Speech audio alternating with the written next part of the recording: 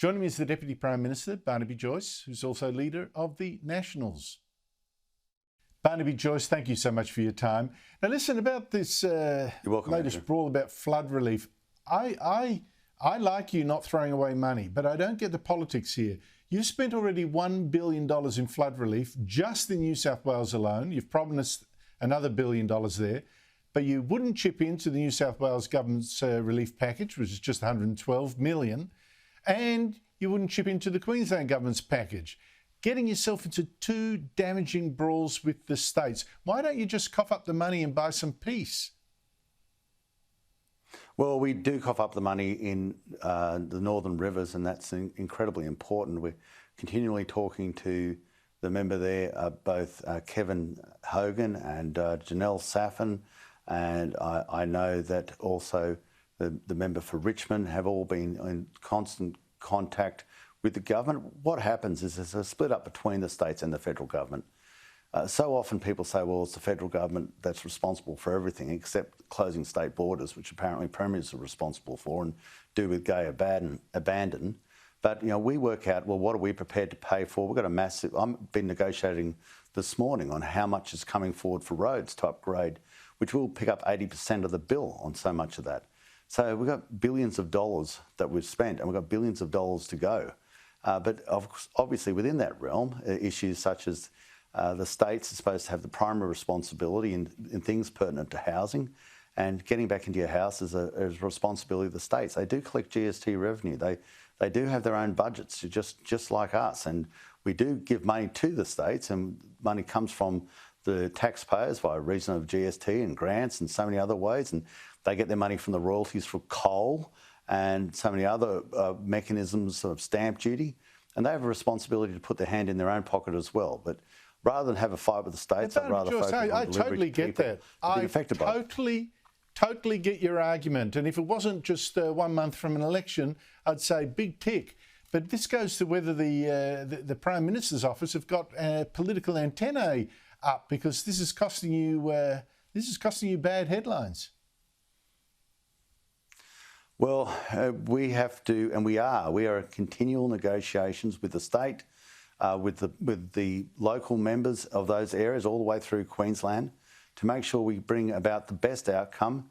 That is also within the remit of our capacity to pay. Now, in Lismore, it's a particular area. In that area, it's a 1 in a 500-year flood, so it's just diluvian. And we acknowledge that other areas have had floods, terrible floods, but within Lismore, it's just beyond the pale. So we're making sure that we do what we can, and we're in constant negotiations with the local member there, with Kevin Hogan from Page, with obviously Janelle Saffin is also getting through so much that adds to the case of what we need to do to make sure we get through the package, but that has to go hand in glove with the state. Yeah, I totally agree with you, but it's one month from an election and you're behind, and you get decisions like this. If you're throwing out billions, you know, look, I'm preaching economic irresponsibility here, but your survival's on the line here.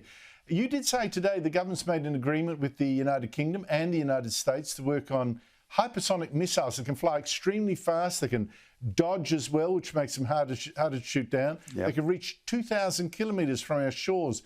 Which country are we protecting ourselves from, as if we all didn't know? They can reach vastly further than 2,000 kilometres from our shores. These can be taken into basically low Earth orbit by reason of a missile componentry, and then continue to go round around the Earth till they decide to drop in.